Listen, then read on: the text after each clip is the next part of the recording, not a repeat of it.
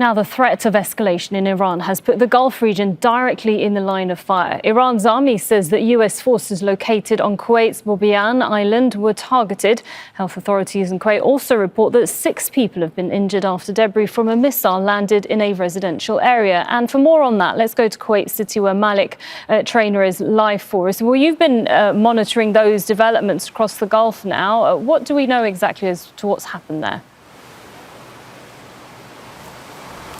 Well, as you mentioned, we saw from the Khatem al-Anbiya spokesperson saying that they targeted American forces in the Bubiyan Island here in Kuwait.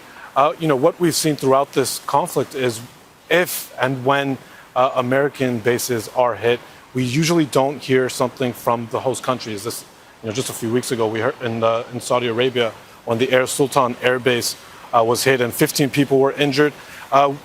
Confirmation came later from the Americans themselves. So I don't think we'll hear anything from the Kuwaitis as to that.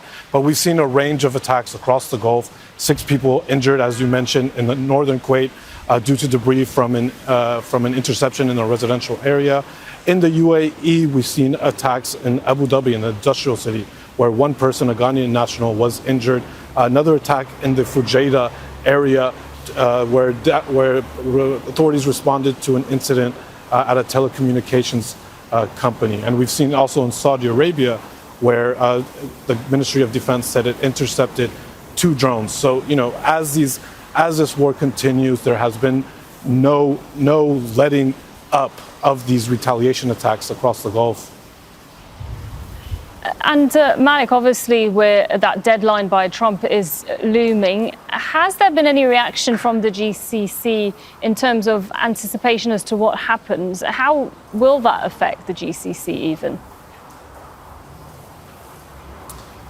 Well, I think everywhere across the GCC, people and officials are extremely concerned, right? Because the Gulf has bared the brunt of these retaliation attacks. More than 85% of these attacks have targeted the Gulf. More than 6,000 ballistic missiles, drones, and cruise missiles have been targeted here. We just heard from the Ministry of Foreign Affairs in Qatar, where the Prime Minister and Foreign Minister had a conversation with the Spanish Foreign Minister, and they talked about de-escalation and that there's no military solution. That there needs to be a space for negotiations, for a diplomatic path. Here in Kuwait, yesterday we saw numerous attacks. Probably the most devastating day in terms of Kuwait. I think what the Iranians proved yesterday is that they can indeed target and hit a civilian infrastructure. 2 water plants and desalination plants and power plants were hit here yesterday. That's extremely critical infrastructure for the Gulf. Here in Kuwait, 90% of their drinking water comes from these desalination plants, so that's a red line yet again being crossed. Kuwait is also the closest to Iran. Just 80 kilometers of water is what separates these 2 countries. It also borders Iraq, where we've seen in the recent week, officials believe that a lot of these attacks are coming from Iran-affiliated groups in Iraq. So there's a real concern here. I think, the call has been consistent, de-escalate the situation.